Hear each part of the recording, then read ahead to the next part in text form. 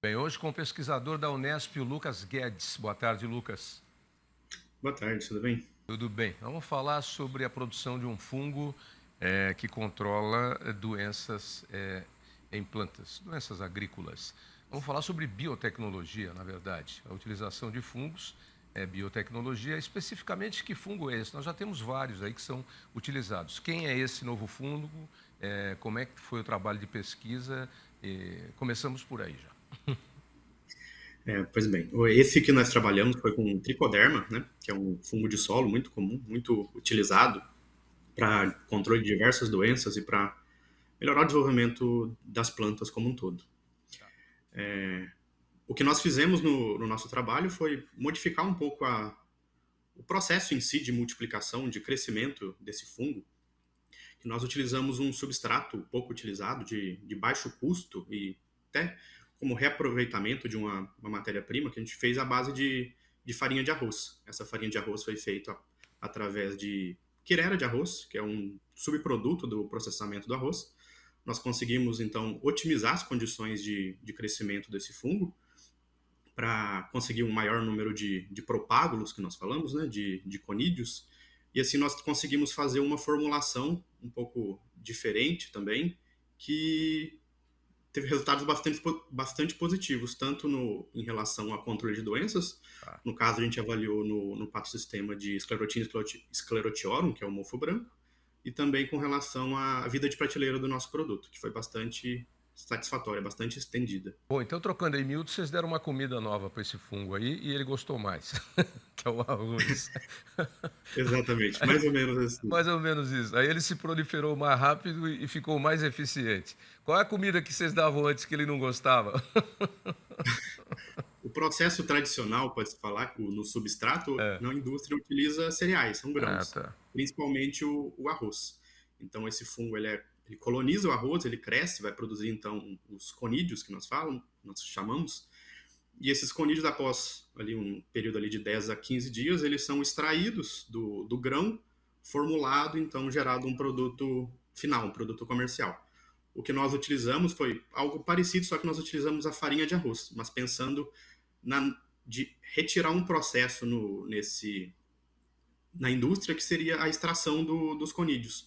Por conta da farinha ser já uma granulometria bastante pequena, a gente não tinha necessidade de extrair, formulamos utilizando ela mesmo como um inerte, um carreador Hum. no produto final, e fizemos um grânulo a partir disso. Você falou que ele é um fungo de solo. Ele é para combater nematóide ou, se não for, ele combate o quê?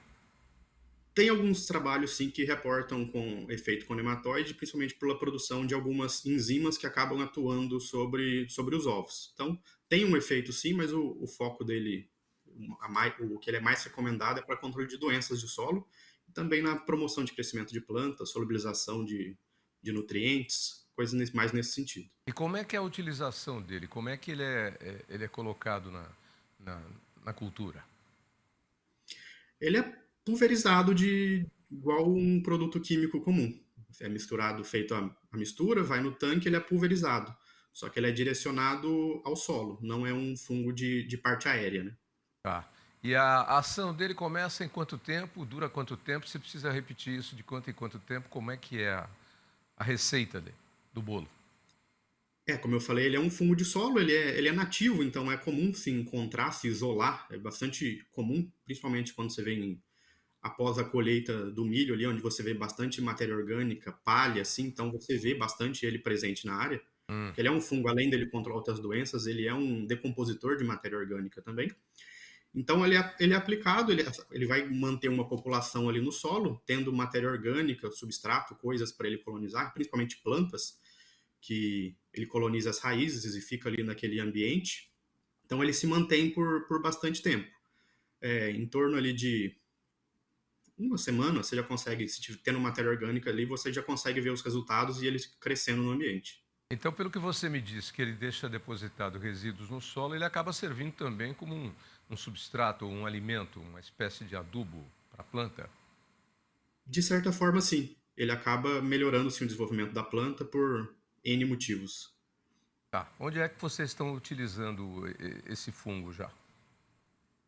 Esse fungo, esse trabalho que nós fizemos foi em experimental, foi a pesquisa, foi minha tese de doutorado que eu Uhum. desenvolvi na Embrapa Meio Ambiente, e ele ainda está em estudo. O que nós fizemos foi desenvolvemos essa primeira etapa, validamos algumas coisas, e outras pesquisas estão sendo conduzidas nessa mesma linha, com outras pessoas agora que estão lá na Embrapa.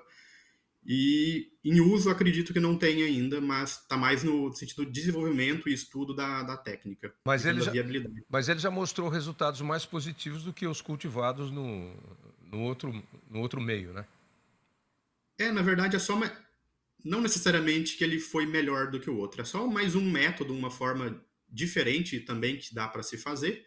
E o que nós conseguimos fazer nessa formulação é que como a farinha de arroz, o próprio substrato, ele vai junto, a farinha ela é a maior composição dela é amido. Hum, Então o tricoderma ele consegue também se nutrir desse amido, então eu vou entregar também já uma fonte de energia para ele. tá. Então ele consegue até mesmo se multiplicar no próprio substrato, e o que a gente consegue ver depois de aplicação é que ele acabou até por aumentando a concentração. Então a gente aplica numa concentração X, ele vai hidratar o grânulo em si, ele vai começar a colonizar o próprio grânulo e assim ele acaba por aumentando a concentração. Então você pega um produto X e daqui a alguns dias ele está numa concentração até mesmo maior. Bom, Isso que a gente observou em escala de laboratório. para a gente terminar, vocês estão numa fase experimental ainda, mas já tem resultados positivos. E aí fica a pergunta: você acha que a tendência é usá-lo preventivamente ou na forma de cura já depois que houver alguma infestação? O controle biológico, de forma geral, ele deve ser usado sempre preventivo, Preventivamente. porque depois que o dano já foi feito, você não tem retorno mais. Então, é sempre preventivo. Depois que o paciente foi para a UTI, aí para tirar de lá é mais complicado um pouquinho. Exatamente. Ok, Lucas, muito obrigado aí pela sua participação, parabéns aí pelo brilhante trabalho e segue em frente, depois você manda notícias aí quando já tiver mais dados concretos sobre a utilização de mais esse produto da biotecnologia, que é o combate biológico, que é muito legal, né? Que, aliás, o Brasil é o país onde o combate biológico mais cresce, né? A biotecnologia mais cresce no mundo, né? É impressionante. E ela vem sendo trabalhada na sua utilização junto com os compostos químicos também, mas vai num crescente aí na casa de mais de 2 dígitos por ano, né?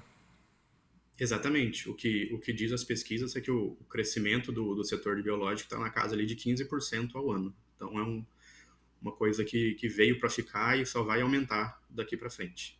Ok, então. Muito obrigado, Lucas. Deixa um endereço de internet para quem quiser mais informações sobre o nosso assunto. Quem quiser entrar em contato comigo é só mandar um e-mail. Meu e-mail é lucasguedes, com 2 S no final, .agro@gmail.com. Quem Ok. tiver alguma dúvida, pode me escrever que eu converso com vocês. Aí. Um abraço, boa quarta e feliz Páscoa antecipada já, né? Tá bom? Estamos na Semana Santa.